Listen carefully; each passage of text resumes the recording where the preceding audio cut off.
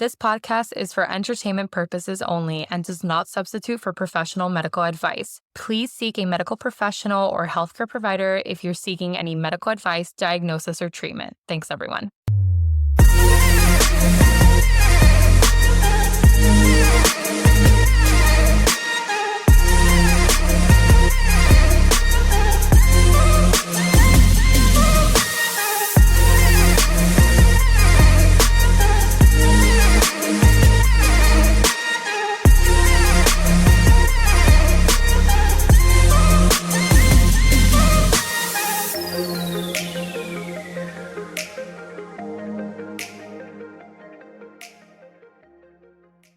Welcome back. It's a spicy Sunday. Spicy margarita time with...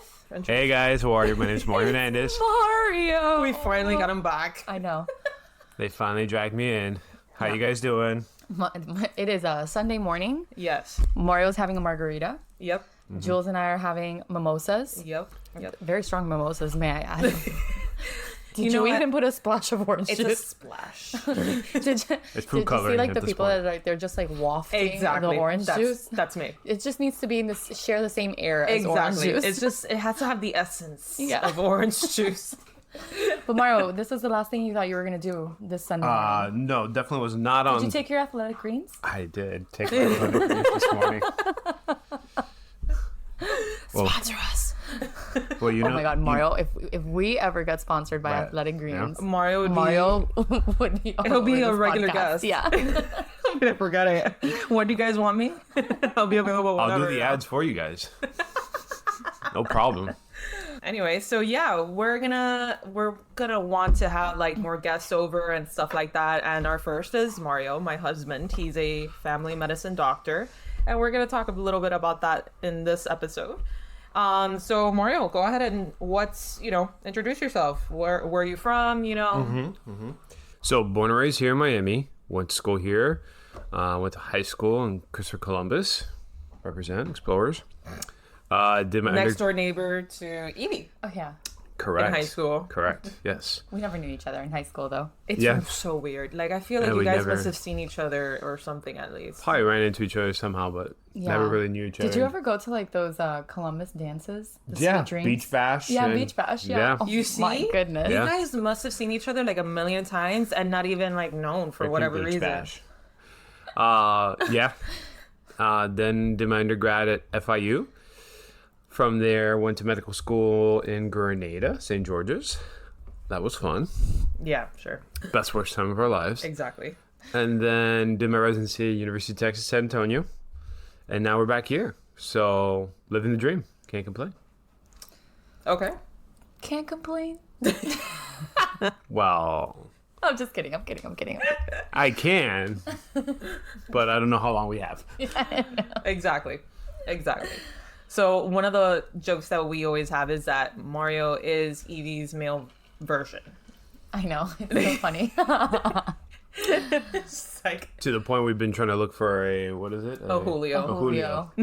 For a long time. Any Julios out there, put in your CVs. Now accepting CVs. All right. So what specialties did you initially think you wanted to do since you landed in family medicine? But what did you want to do? I initially thought I was going to do pediatrics, See? like my good friend here. Twins. But it wasn't until I was doing my clinicals that one of my professors was like, hey, I think you like talking to the wall and the wall likes talking to you. It's So so true. I think you'd be great as a family med doc. So decided, let's give this a shot. Threw out my application there, interviewed, fell in love with it, and worked out since. Mario, didn't you want to be a cardiologist? Like before? Not really cardiology. I liked it. I did do a pediatric cardiology like rotation. Did you do it at Jackson? I did at Jackson. I know Yeah. those people. Yeah. Yeah. It was rough. Like Yeah, I was gonna say. It I was rough. like, that's rough. it was not like one of those electives that you just pick for fun. Yeah, exactly. I did the peds cards rotation there too as a student. Yeah. Ugh. Yeah, I It think was we were. not easy. I think at that I think time you were on yeah, hospitals team. I was the hospitalist team, and then and I was on infectious disease, I think. I remember that. Yeah. That's right. That's right. Awesome. So because I mean, I had that same question when you landed on family medicine. I thought it was the same thing as like internal medicine. So what's the difference? Because I mean, if I had that question, I'm sure other people have it. Like, I mean, So the idea with a family med doc was the encompassing like all practices and the ability to kind of practice like in more rural areas where there's not access to healthcare. So you could be an obstetrician, you could be a primary care doctor, you can be the pediatrician. We always say from the cradle to the rocking chair, you know, we can do full spectrum of practice. So that's kind of where the specialty came from, where internal medicine is more specific, just usually an adult practice, and then divisions within that of specialties, or you can do a general practitioner as well. Family medicine is not easy. well, the fact that you could cover all ages Everything. is And when unique, you're in a and that's- rural place, Oh, yeah. you are everything. everything. You are their endocrinologist, Yep. you are their gynecologist, you are their basic practitioner. I mean, everything, the pediatrician to the family. You cover everything. Yeah. Yeah, you don't have access in the sense like when we're here in a big city. I have a where we really could good just friend of mine that's in middle of nowhere, California. I think it's Blythe, California. But it's rural, basically. Right. It's her and her husband, and they run the clinic there, and she'll text me on the side, hey, what would you do about this? I'm like, Jesus Christ, like, I don't know what I would do if I'm like in the middle of nowhere and someone's coming to ask you Yeah. for a recommendation, and like, we're not just gonna tell you anything. It's Right. like everything that we tell you, it's a true recommendation. Like, we're not Right. just here like coming out of like our ass, you know? Exactly. So, and then you have the patients that will be like, well, what would you do? Right. And then I'm like, well, You're like, well, shit. do as I say, not as I do. Exactly. yeah. Exactly. Oh man. Okay, so what would you say is the best thing about it or the worst thing about it in that sense? I think the best thing about it is it doesn't constrain you to one part of medicine. Like right now, what I've been doing is primarily geriatrics. So that's one part of it, one facet. And then there's multiple other facets of it. I would say that right now, like my scope of practice is geriatrics. But if I wanted to and just do full spectrum of practice, I could do that, being board certified as a family doc. Like, let's say in the future, we want to go somewhere where do like urgent care, do more like emergency medicine. You can kind of have that ability because you kind of seen a little bit of everything. So I would say that's kind of the best thing, that I'm not really tied down to one specialty. So, in that same coin, I guess, what would be the worst thing? I guess what everyone says is that you're You're it. and then also like you have enough knowledge to know a little bit of everything, but you're not sometimes an expert exactly that. Like, let's say, perfect example, my friend here, Evie, she's a pediatrician. I wouldn't go against her. Like, let's say she gives me advice and says, hey, pediatric wise, I think you should do this. I'd be like, well, shit, that's you Right. spent 3 years doing just pediatrics and Yeah. training in that, and you've got more experience in it. So in that aspect, I think as you go on and practice longer, I think you feel more comfortable with that. Yeah, definitely. But I do feel that you have to know your limitations. Yeah. I think that's the biggest thing. Yeah, I mean, when we all like take our boards, I don't know if like people know like the steps, but we take our MCAT to get into medicine, which that has changed since the last time that we took it. You take your MCAT to get into medical school. Then when you get into medical school, you have a series of exams that test you on basic like knowledge, like on basic physiology and biochemistry and all these things.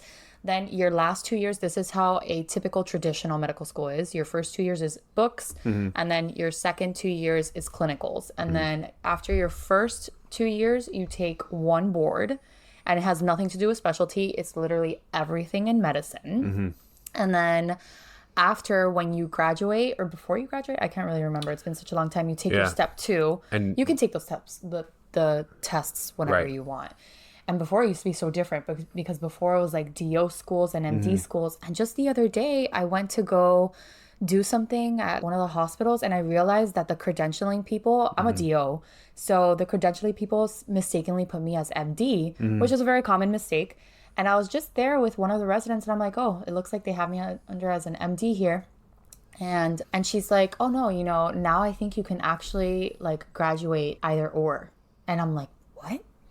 Like, how does that? I haven't looked into it, obviously, but like you That's can interesting because yeah, you your have to take- credentials. Yeah. But you have to take different exams and whatnot in DOs. Well- so Yeah, it's so like, but now Eve, the residencies. why don't you explain a little bit of the difference between like MD and DL? yeah, because Yeah. you're MD, Mario, MD, and yeah. then Evie's a DO. Yeah. So. So there's two types. There's various types of medical schools.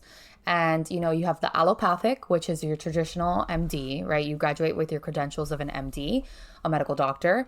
And then you have your other medical school, which is School of Osteopathy or an osteopathic medical school. So you do medicine and then you take an additional class called osteopathic medicine, which is just heavily on like musculoskeletal side of things and treatments. So like certain therapies and things like that that we are trained to include in our treatment plans with patients, along with pharmaceuticals and stuff like that. So, and then there's also naturopathic, which are our holistic medical doctors. So they're way more like on the natural side, no like pharmacology there or anything like that. They really try to stick to the most natural side of medicine, which is kind of like very popular in other places of the world. So like Eastern It's very medicine, granola.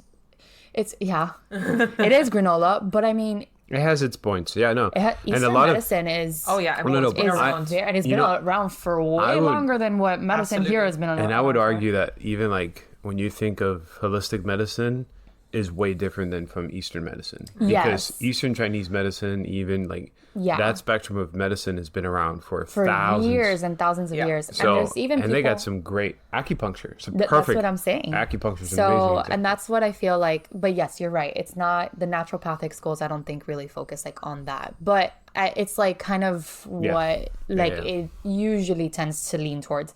And now there's even something called functional medicine, which is a blend of holistic and your typical medicine or Okay. whatever.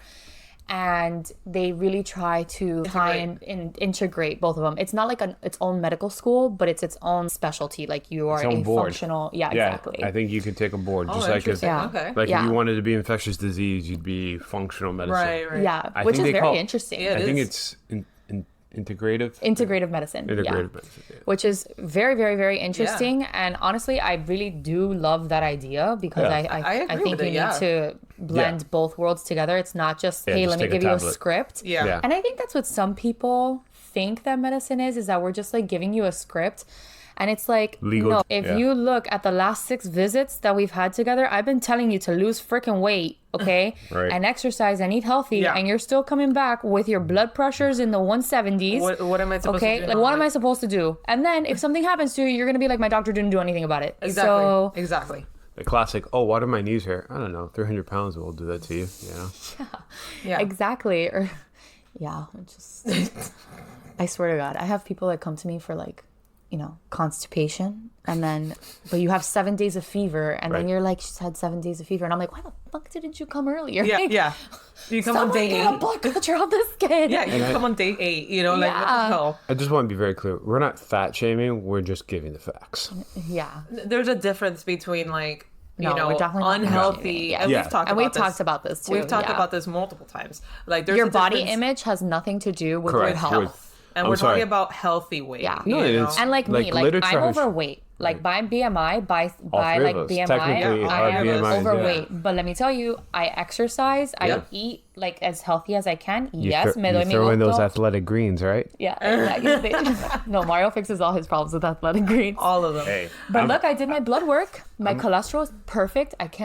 I'm so thankful Yeah. for that. My cholesterol is perfect. My thyroid is perfect. Everything is fine. yeah. Do I feel like I could do better? Yes, absolutely. Physically, I could do better. But, you know, Dude, you're busy. oh, excuse me, I just... Bless you. God bless you. But anyways, Yeah. going off on a tangent. Oh, but that's what we do best. So, but we were talking about like the boards and stuff like Yeah, that. even going back to like, so I think a lot of people have, I would be honest to myself and say that I didn't know the whole process when I started, when I was like, oh, I'm going to be a doctor, like an undergrad. I don't think you really comprehend it until you're in it. And I was thinking, Yeah. like, maybe, and of course, everyone listening to this, let us know if you're interested in this, because we're kind of thinking of, like, maybe doing a series. And it'd be a series of episodes, like, maybe 3, maybe 4 episodes long about the medical journey from the moment that you, like, finish undergrad or your master's or whatever and you're applying to get into a medical school, at least we would only focus into the US schools, you know, Yeah. just to make it a little bit more streamlined. But then, you know, pretty much just doing a little series about what it takes from point A, from like the moment that you decide that you want to become a doctor and go down that road, to like all the way to the end, to point Z of, okay, now you're a doctor. You went through residency and everything, and you finished. Yeah. And now you have that board certification and whatnot. So if you guys are interested in listening to that, which I think there's so much into it, that's why we would have to do like a series, because there's so much into it that people just don't know what it takes to get from point A to Z. It's so much. My point A to Z was 13 years. That's what I'm saying. And there's so many exams, so much bureaucracy that people have no idea about the bureaucracy that you guys have to go through. So much competition and Yeah. pressure. Exactly. And then why? Like, a lot of people are like, but why do you go to residency somewhere that you didn't want to go? Like, you know, and it's like, well, We could there's spend a whole episode on Yeah, that. we that's could what spend I'm a whole saying. episode You on could that. do a whole episode yeah. on that because of the match and the algorithm and whatever. So it's massive. And there's just no space in an hour to go over that. So let us know anyway. But my next question then would be, and it would honestly be for the two of you since we're talking about that, is what are your most memorable moments or moment during residency? Like something that stuck out. I guess Evie, you could go first. Well, I did residency at University of South Florida. Go Bulls. And I think I don't know if I have a most memorable moment, because I had a lot of moments. Good moments, bad moments, stressful moments, moments where I broke down. Yeah. But I think the most memorable thing about my residency was the people that I met. Yeah. You know, my class, I was so thankful for my class. And we would even joke about it because we were all obsessed with each other. Yes, like not everyone got along 150%, but for the most part, we were all pretty obsessed with each other. Yeah. To the point where I still see my friends from residency. Most of them still live in Tampa. One is in California doing her fellowship, but I'm going on her bachelorette party soon. That's awesome. That's gonna be fun.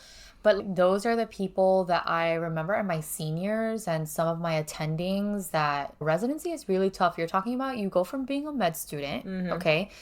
And being a medical student nowadays is not easy. You know what I mean? Like, medical students back then, like I'm talking about years ago, they did a lot, okay? They did a lot. And slowly, because of the politics of hospitals and sues and all these things, or lawsuits, I should say, and all these things, they slowly started taking a lot away from the medical student. Like the and hands-on approach.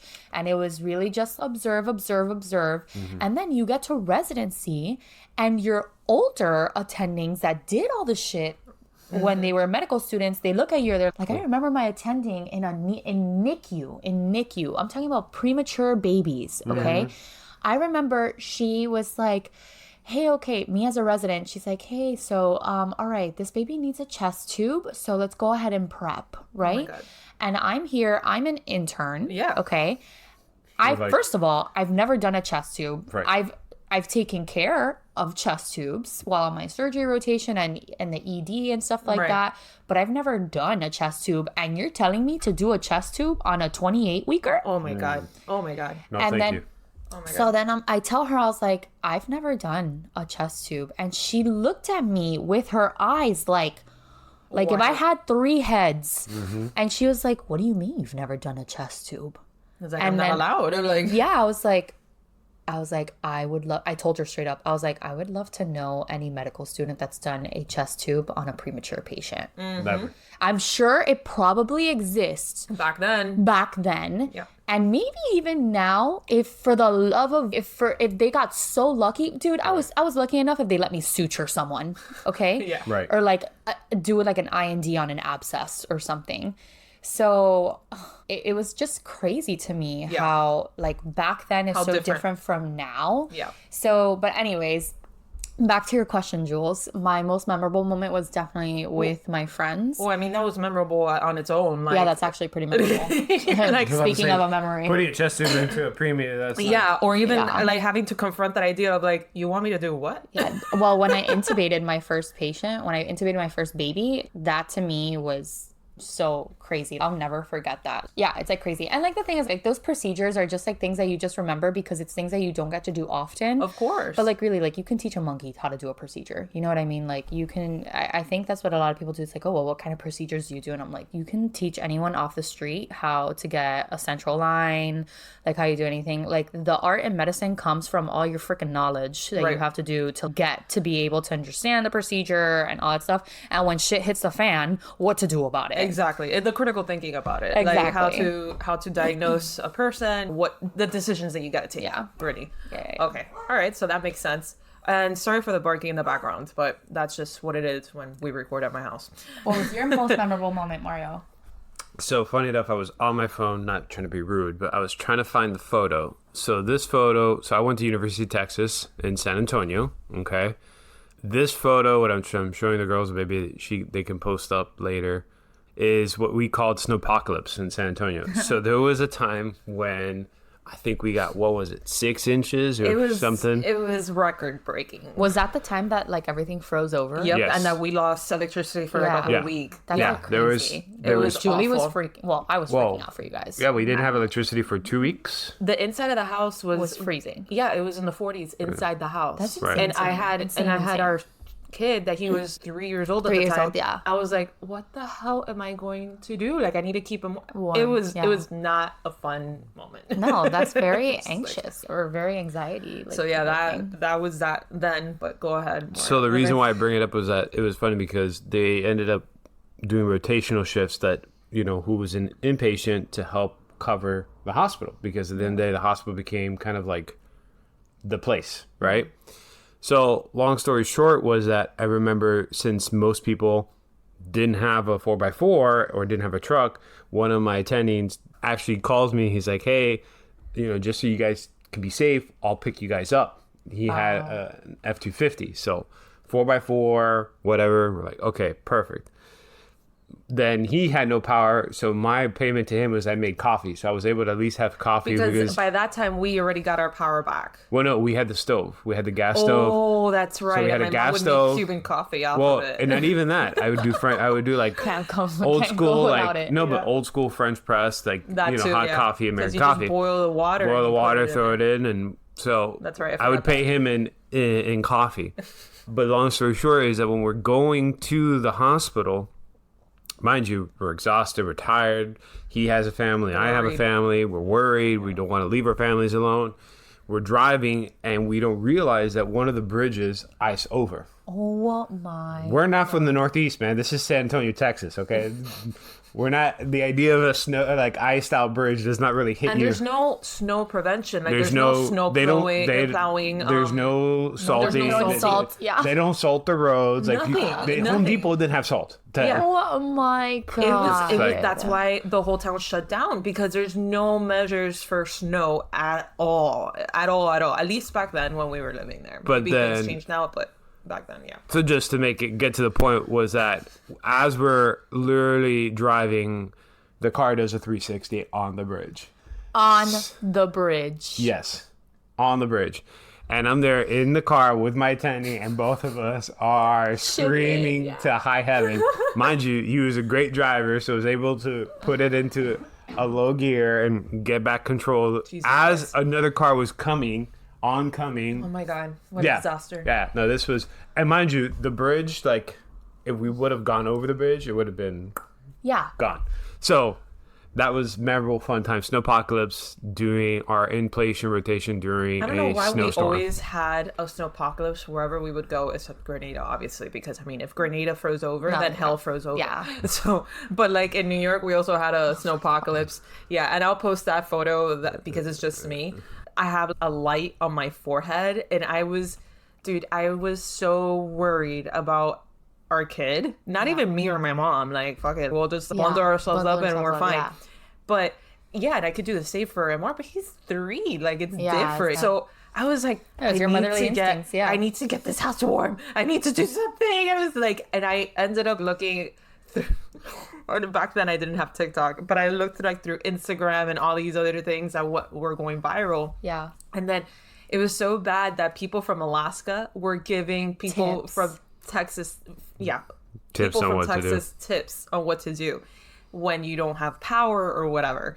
And then one of the things was to use anything that was like concrete, rock, or whatever, and do pretty much like a little, how do you call this?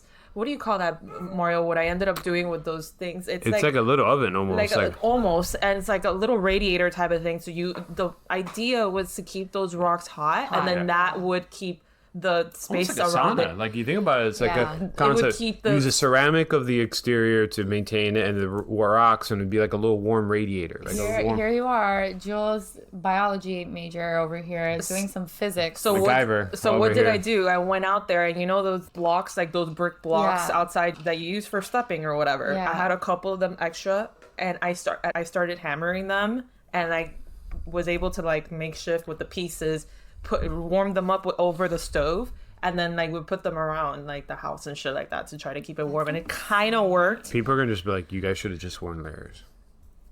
I did, but I was worried about our kid, and I Yeah. wanted to have at least one room warm to keep him in, because that's the other thing that they Yeah. said. Like, obviously, you cannot keep the whole house warm. Yeah, so just and it's smaller not like we scale. had, we didn't have a huge house by any means, but it was just like at least one room warm to like just have us in there, and then everything else whatever. And then I even did the whole thing of the towels on all the seams of the God, doors yeah. and all that stuff. It was like, My God. it was stressful. Just like thinking about your like thing that's you lost control of the car. That is the worst feeling ever, because when I was in Jersey and it would snow like that, Jersey has a lot of hills. So sometimes Oh when my I would God. go down a hill, Oh my God. my car would just slide.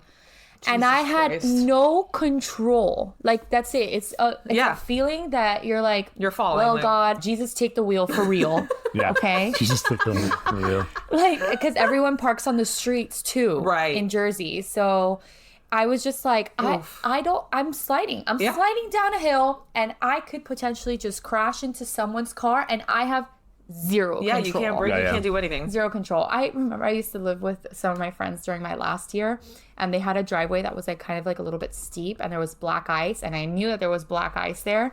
And I was like, okay, I need to be careful walking to my car because I can slip and fall. Dude, it did not matter how You still careful slipped I and was. fall. I slipped every single morning and landed on my ass every morning. And I would show up to my shift at the hospital pissed off. And everyone was like, what's wrong? And I was like, well, I broke my hip like 6 times this week.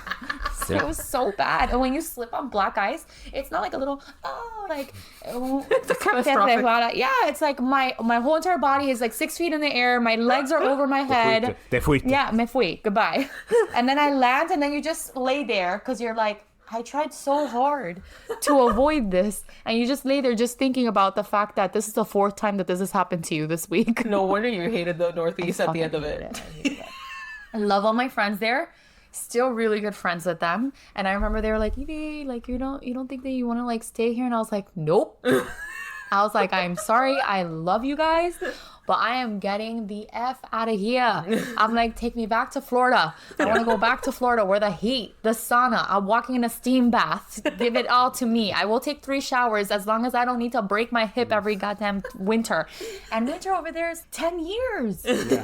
You know, it was spring. winter It was is first coming. day of spring. And I remember recording on Snapchat when I had Snapchat back then. I remember recording on Snapchat. There was a blizzard going on. And that's it. And then one day summer came and it was disgusting. And then that's it. Like September came around and it was like dreary, nasty, rain, cold. There was like no light anywhere. Mind you, you can't look at this, but she's literally Yeah, exactly. I'm with her hands crossed, like if it, PTSD right She now. legit shaking- is about to go into the fetal shaking her, position right now. shaking in her chair, just like It was terrible. It was terrible. Okay, I'm done. It's like the That's polar great. opposite of how I feel Julie, about don't the ask me Northeast. what was my worst memory of medical school, because there it is. There it I think is. we nailed it. There it is. It's black ice. just winter in general. I never knew what seasonal depression was until I moved there. It's real. Thank you. It is a real thing. It's real. Over here in Miami, we ain't got no seasonal depression. Because it's one season. Yeah, it's one season. It is summer all day, all year. And then maybe in December, January, February, we have a couple of like days where it's like cooler and everyone's bringing out their Uggs Yeah. and all that stuff. For that one Mind day. you, with the little booty shorts, but then the Uggs. Yeah, with the Uggs always, you know. Yeah, it's a fashion statement. Yeah, it's a right? Like, fashion get on with statement. it. So, but no, over there it's like you don't see the sun for like 10 months. Oh my God. So what would you guys say? Another question to the both of you. Was your favorite rotations? Or rotation? Like During residency. Residency? Ladies first. I'm like trying to think back what my favorite rotation was. I honestly really loved neonatology. Okay. I was very certain that I was going to go into neonatology. I remember that. Yeah, and I was pretty serious about it for a really long time. And I think a lot of people were surprised when I said I wasn't going to go into it. But I loved like preemies, that whole entire, baby life, like all of that I loved. And I loved neonatal medicine. I think the reason I liked it so much is because it's really tied a lot into perinatal medicine. And So what is neonatology and what is so neonatology is basically the medical care of premature infants. Okay. And that's come a long way. Like before it was just incubators. Like we're talking about, I had a baby that was 22 weeks old. That's still considered non-viable and we still delivered it, which a lot of people have a lot of opinions on like the ethical side of that. But we still delivered the baby. Baby came out with a heart rate. We sustained that heart rate and I took care of that baby. Jeez. As its resident, like its primary team. And it's just crazy. It's insane to think that a baby that's not even like a little over halfway just developed Yeah. is born. Oh my God. And we are keeping it alive. The baby was very sick. That I will say, I think that's the sad side about it in neonatology is that unfortunately babies die. And what's wrong? My stomach is making whale sounds for no good reason. I don't know why. You're probably hungry. Maybe. Breakfast time. But anyways. Anyway. But yeah, so like babies drinking the mimosa. unfortunately, babies unfortunately pass away, but there's a lot of really amazing success stories for Julie's stomach Jesus. doesn't like I me. really wonder if it's probably They're not gonna, whale sounds. It's Julie's stuff. Yeah, it's my stomach if you hear it. So that's just But yeah, I really liked it. I really liked neonatology, and I have some crazy stories in neonatology too, like saving some of those babies. Oh my God. And it's so like when you bring a baby back to life. That's gotta be No one can ruin your day after that. Right. You will be ridden with anxiety for the rest of the day, but you will be happy. Yeah. So my favorite rotation was neonatology. I got to do a lot of stuff with that. How about you, Mario?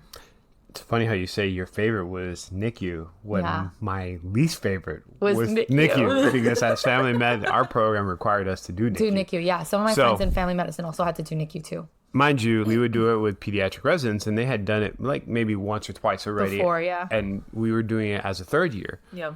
And it's very much calculate driven. Like there's a lot of mathematics component to it because everything is weight based, numbers, Nutrition. and if you screw up by a decimal point, like you can cause some TPN, you're like cause some serious harm. TPN is total parenteral nutrition. So it's basically food through the IV.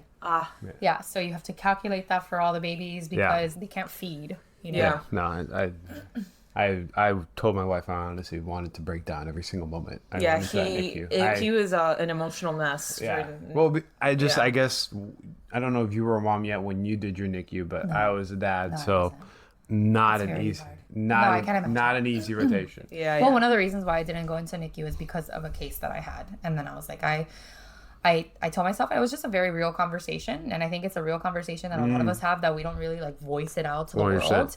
But there are times where you think you want to do something and you go through an experience and you say to yourself, okay, I could probably do this when I'm young, because when you're young, you can do anything. Yeah.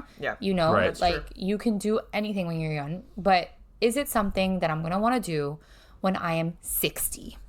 Yeah. Right. you know, and No, even and in I- your 40s and 50s, like and it's sustainable. a very hard decision It's because hard. a lot of people are like, you know, you have a lot of people are like, oh, but you know, you'd be so good at it and blah, blah, blah. Yeah.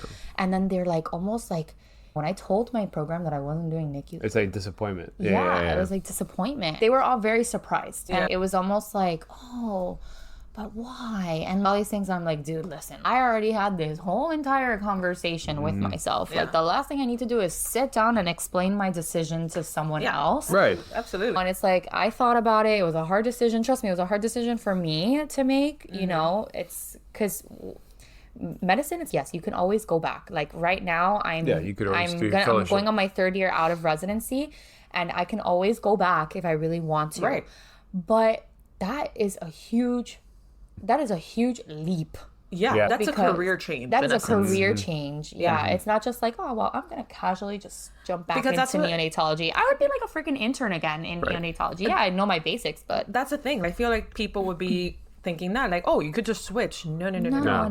It's a whole career change. It's Yeah. like somebody that it was a lawyer decided that they didn't want to do law. They Engineering. wanted to engineering. yeah, exactly. It's that drastic. You Well, know, and how it long really is is. NICU's fellowship? Usually 3 years. Yeah. So imagine. It's Most pediatric fellowships are 3 years. So imagine it's like going through, Yeah. and what people don't realize as well, when you're a resident, you're not getting paid. No, what an yeah. attendee's So I would getting be paid. going back on. I would Literally. be taking a pay cut too. Seriously. Going not back. just a pay pay cut. cut, like Yeah. a No, yeah. You'll like be getting life paid, like, changing. a third. No, I get no. triple right now of Yeah. what I used to make. That's So, it. yeah, So that's right. imagine that. It's a career change and a life change. Yeah. Like it's, And when you got a family, yeah. you have a kid, you have Yeah, a house, you got bills to pay, and life keeps coming at you. That's Yeah. It's I know exactly what you say. Like people always say, "Oh, you can just go back and do whatever you want." I was I'm like, no, not really. not really. Not really. I feel you. But you did say that was the one that you least liked, but what was your favorite? I honestly, I look back on it. I know inpatient was a tough one. I know that was our program was heavily focused terrible. around inpatient Wards is terrible. wards, and we as a program would cover all our patients from University of Texas, like family med clinic. So our census would sometimes be from 30 to 40 patients. Yeah. Not to mention also we managed all the podiatry patients, so it was an extensive, right? But I really did enjoy the rotations where I could at least have camaraderie, and I think that was kind of one of the good things about inpatient, that you kind of got close to your group. Like Yeah. Yeah, it's your team. Your you work team. were in the trenches together. Where like in the clinic, you're kind of running a solo show, which that's what I do Yeah, right it's your now. Patients, yeah. And I'm cool with it too. Like, I guess both have their things, but what I liked about inpatient was that you kind of had the camaraderie where you were with each other and you could say, damn, this really sucks, but everyone were in it together. Yeah. You could bounce it back and forth. Or Yeah. Whatever. Yeah. Yeah. So I would say between that, inpatient geriatrics was a good rotation that I enjoyed in the sense of just the spectrum of practice. But yeah, I would say Okay. So I'm patient, pretty much. Okay. And then since we kind of touched upon that, like literally right before Mm-hmm. you answered this, if you had to repeat one, which one would you repeat, the two of you? Med school or residency? Residency.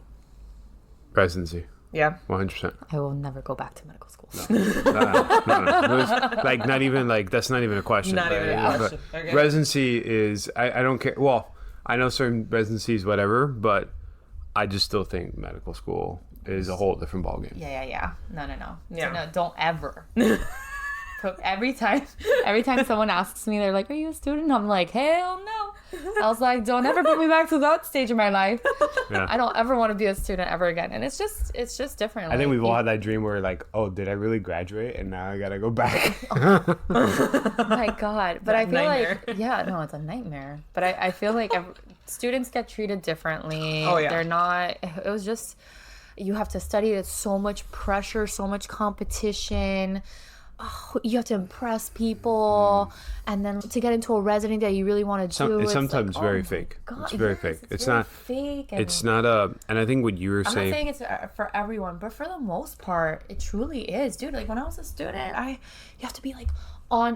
You Yeah. have to be on 200%. Yeah. Right. You know, All the the time. entire time. Yep. When I think you said something earlier in the episode that makes a lot of sense is that, and I think depending where you're from and how your teachers trained you, the old school idea was very much mentor-like relationships where there was an older doctor, Yes. younger student, younger doctor, older doctor taught all those skill sets to those two, and then they would continue giving those skill sets over. Now it's become, like you said, honestly, it's like you're watching a YouTube channel because you're observing everything. Exactly. God forbid you do any hands-on. You say anything. Oh, you do anything hands-on. I know there's certain, of course, there's always an exception to everything. There were rotations where there were great doctors, great mentors, great attendings who were like, hey, you know what? Why don't you do, get your hands dirty, do something. Like you're saying, suturing. I think I sutured my third year once or twice, maybe. It's definitely attending dependent too. 100%. Yeah. And location of where you train. Yeah. But imagine then also during COVID. All those people during COVID, med students couldn't even sometimes go. The med students stopped going. Exactly. So our med students had to take everything online. So imagine that. You go from just doing everything online to jump into residency full on throttle. Here are patients, go ahead and take care of it. And you just been doing everything online. Crazy. Like for the world, that's insane. For the medical world, for the students. I feel terrible for the students. Oh my God, I can't even imagine that. I think we did them a disservice. 100%. Yeah, I don't. Look, I understand, reducing the risk and, I 100%. But so what happens with the next one? But let me tell you, a lot of people were like reducing the risk. I was pregnant when COVID. And I was going into COVID rooms pregnant. For sure. I had to do what I had to do. Yep. And in the middle of the night, I didn't have some of our rotations didn't have in-house attendings. So what that means is that your attending is not physically in the hospital. You can call them. Exactly. You can call them, you can do anything, but you're it. Yeah.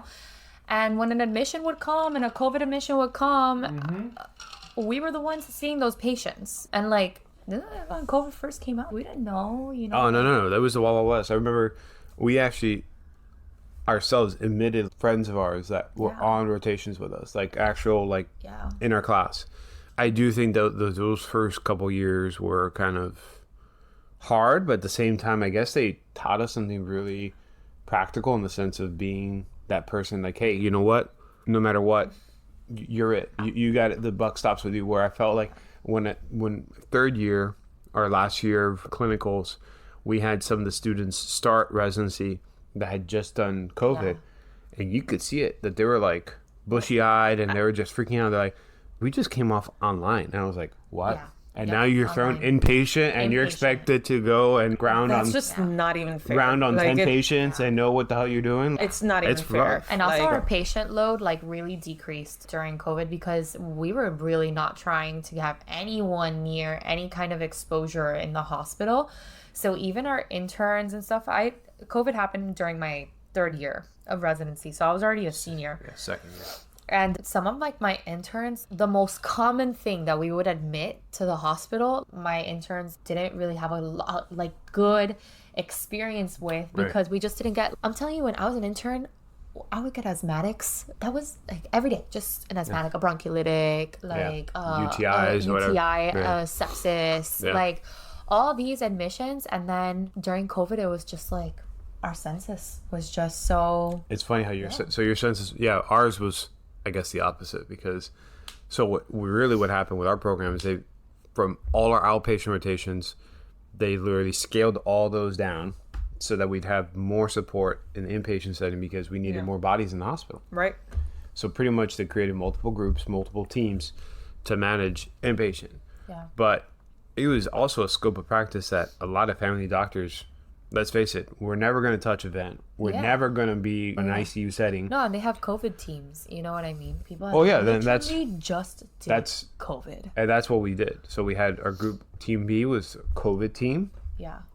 And even at one point, they changed the workroom because if they got sick, they didn't want to get everyone. We had different workrooms too. They didn't want to get everyone sick, but mind you, at one point there was one rotation that everyone in the workroom ended up with COVID. It's gonna happen. That was so bad. That was when one person would be exposed. It was what do you do? Do you get tested? Do you not? Do you wear? Dude, I remember when COVID first started. First started. Some of us would wear masks, and the hospital would make us take off our masks. And they're like, you don't need to be wearing masks. And it was this huge deal if they wow. saw us wearing masks. We would get in trouble for It was wearing the opposite masks. for us. Yeah, well, At it the was beginning, different. they didn't want patients to be scared of COVID and stuff like that. So we would get in trouble for wearing them. And mind you, we were sick, like not from COVID. We were sick from other things. We just didn't want to give it to the patient. Right. And the nurse managers would be like, no, and you didn't take it off. And then our charge best thing nurse was- would talk to our attending, and then our attending would come into the room, being that mediator and being like, hey, you should really take off your mask. And then now, everyone started wearing masks. Exactly. No. I mean, It was just such a crazy. hot It mess. was a hot. COVID was a freaking hot mess, dude. When our hospitals ran out of hand sanitizer. Well, the best one was I don't know about you, but did you get the little brown paper bag? Yeah. We had a brown paper bag where we had to reuse our mask for the whole week, which is disgusting. Like if you're back in kindergarten, you got your like lunch. I remember lunch bags. that was funny. It was cool. It was a dumpster fire mess. But totally pivoting to a different topic. How off is Grey's Anatomy? Oh, so off. So off. First Because of I all, feel like if you no one talk looks to like- If medicine was that exciting, everyone would be doing it. Yeah, but but first of I all, feel like you talk to, just pick somebody out of FIU, UM, or whatever, that they're doing undergrad, thinking, oh yeah, I'm doing undergrad in biochem or whatever the hell. Pick one. And they're like, oh, I'm going to become a doctor. Why? In there, somewhere, is Grey's Anatomy or one of those medical shows. For sure. And so how off is it? No, it is like really off. First of all, no one looks like that. Oh yeah, no one looks like that. Okay. At all. There's not a neurosurgeon just hanging out in the ED, just like, Yeah, oh my god, just wondering. Like, Just when's the casually, next everyone case? avoids the ED at all costs. right? You know, Actually, when they get paged by the ED, they're like, what the fuck do they want? right. So yeah, not true at all. Okay. And then you guys, how many patients do you see on a normal day in clinic? Like average, I would say average 25, 26. Okay. Mario? Goddamn. 18, 20? Okay. Yeah. And that's like from an 8 to 5 sort of situation. Yeah. Yeah, but no, I mean, 18 patients for Mario is a lot. Like, we're talking about like adults that Geriatrics, have yeah. like 6,000 medications that you need to do a med rack and stuff like that. Like, luckily, Peds doesn't have that. I always tell parents, I'm like, if your kid has more problems than the number of their age, I'm like, it's a problem. You know what I mean? Yeah. Like, That's true. That's a good thing to go through. yeah. Yeah. Good, I always yeah. tell like, kids are healthy. They're healthy. They're going to get sick, but they're healthy. Yeah. Right. You know? Yeah. Thankfully, Yeah. obviously you're going to have your different cases and stuff like that. But I think the reason why like we see like a more volume too is just like the nature of peds. Right. It's like when they're sick, the school sends them home. They need Right. a doctor's note. They need this. They need that. It's like the actual environment for peds is like you have to have walk-ins available. I don't think adults I mean, I don't know how your clinic is, but Different. So I guess we can also do a whole other podcast on types of. Or a whole other episode, you mean? Yeah. For so Mario, we're getting you for another episode.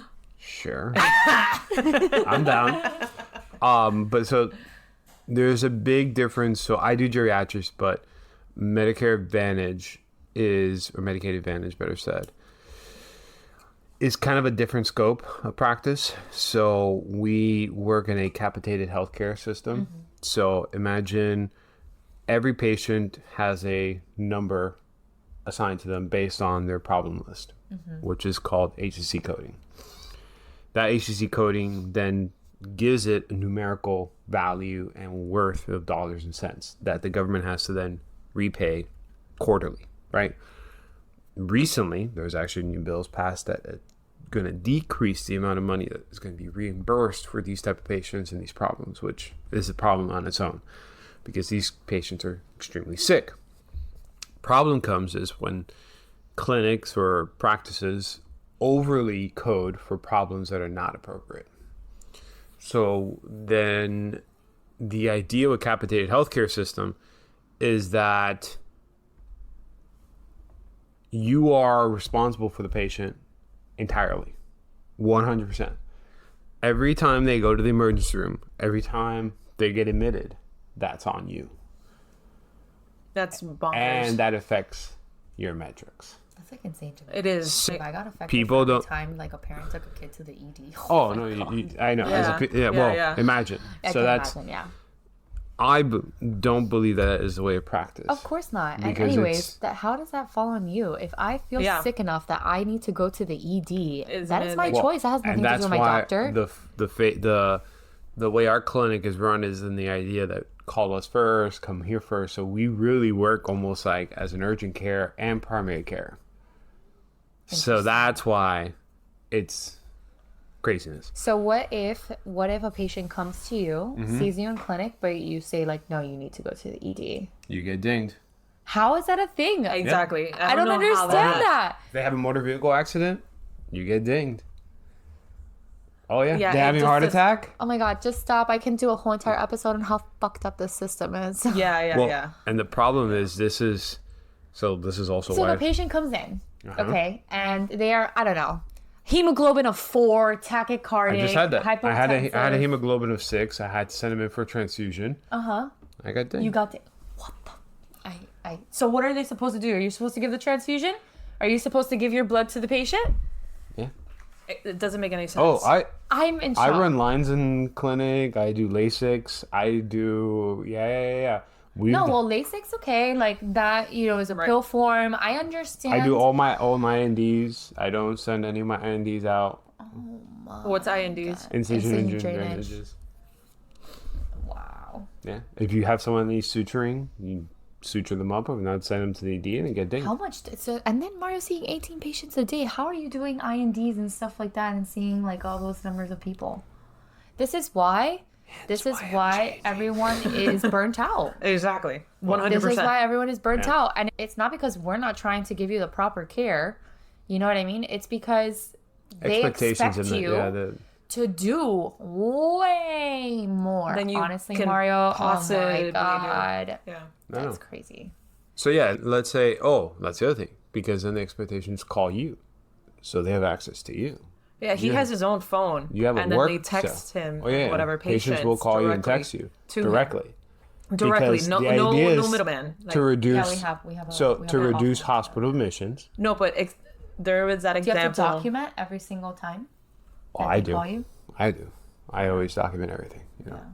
That example. No, like if a patient calls me for like a Tylenol dose, you know what I mean? Like, Oh, I'm yeah. not gonna document. Oh no, I'm not. But like, let's say But for No, like like if a patient's UTI. coming in is like, hey, yeah, they're in an asthmatic, and But they're he's having- had multiple cases of like multiple patients, different ones, call him and like ER type of situations. Like, Oh, yeah.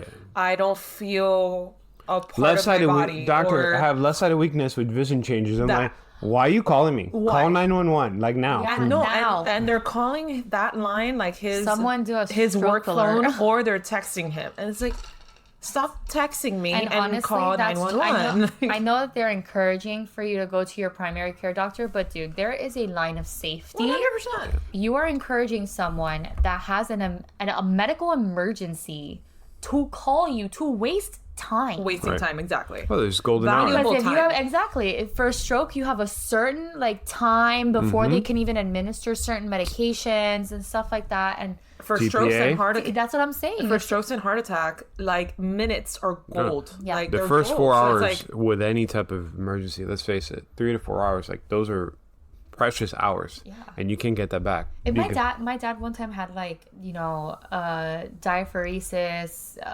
dizziness, vomiting, and all these things. I'm like, dude, is my dad having a heart attack? Right, If my just- dad would have told me that he was going to his primary care doctor, I would have been like, what are you doing? I'm Exactly. like, go to the ED. Oh no, it just doesn't make any sense. They'll tell them come over. Let's do an EKG. Yeah, it's ridiculous. It's really ridiculous. And then that puts a lot. And then that puts a lot on the physician. That puts a lot on your license, and all these things. actually- And it's if you want your clinic to do that kind of service, hire someone, an emergency medicine doctor that has like a semi like outpatient. What they should do is divide the clinic, one primary care and one urgent care, Yeah, exactly.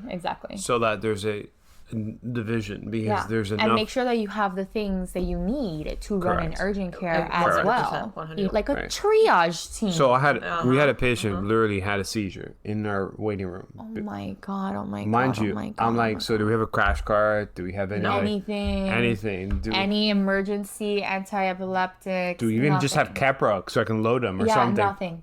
Nothing.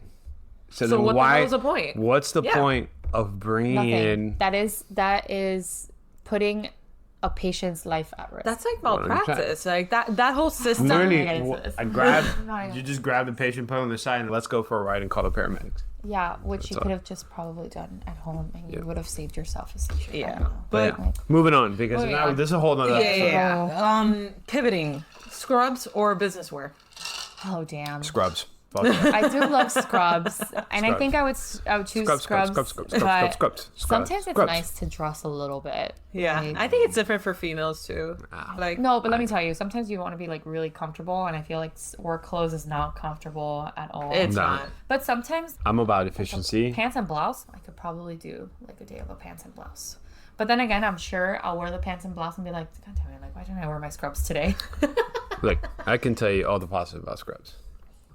Efficiency, comfort, Yeah, comfort, yeah. hygienic, Yeah. because you actually wash them. Yeah, Not like not men's like- ties yeah, and yeah. Yeah. jackets and how. Nasty. Yeah. You know, even dress shirts. I knew friends of mine would reuse their dress shirts because they didn't want to iron them and stuff like that. Yeah, So gross. let's face it. So right? I'm all about White scrubs. coat. I don't use a white coat either. I don't use a white coat. Yeah. But that's just Okay. me. All right. Next question. If not practicing in Miami, as you guys both are right now, then where? If you had the choice. Texas, San Antonio, Austin.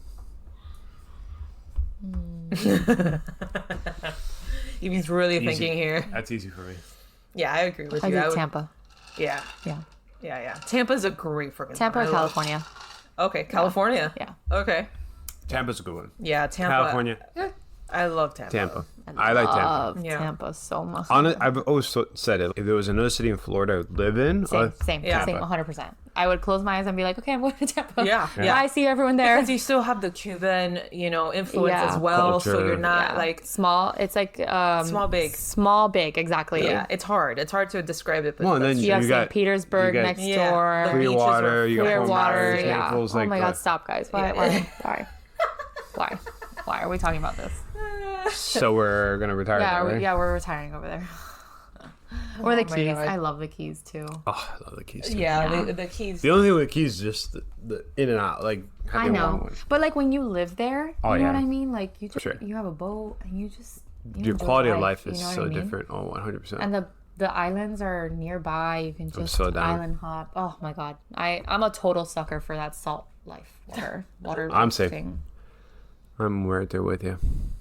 Yeah. So okay, sounds good. Yay, Mario! Thank you for having me. Enjoy I'm so this, happy guys. you woke up and got to do this with us. I know. Hey. I really was Oh like, my I God, was guys, up and please going. look at our TikTok video of Mario's full-blown, like, natural reaction to that margarita song on TikTok. oh my god, It's yeah, and really it's all funny. because he's was having quite- a margarita, so he had no idea of the existence of Quite that song. educational. Yeah. How did it feel? Like, do you like it? I love it. I said it. I thought it was therapeutic. The margarita song? Well, no. Oh, Well, see me like going. I can tell you right now that margarita song would be therapeutic. Okay, and depending on, as Lord.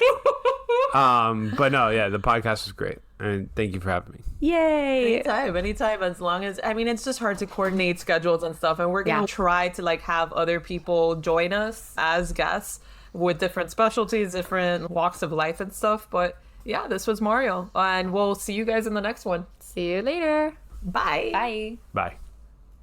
Like, comment, review us on all streaming platforms: Spotify, Apple Music, Amazon Music, etc. Check us out on Instagram and TikTok at Funny Medicine Podcast. Our Gmail is at funnymedicine305@gmail.com. And remember, we are not diagnosing you. Definitely not just funny stuff. See you later, guys.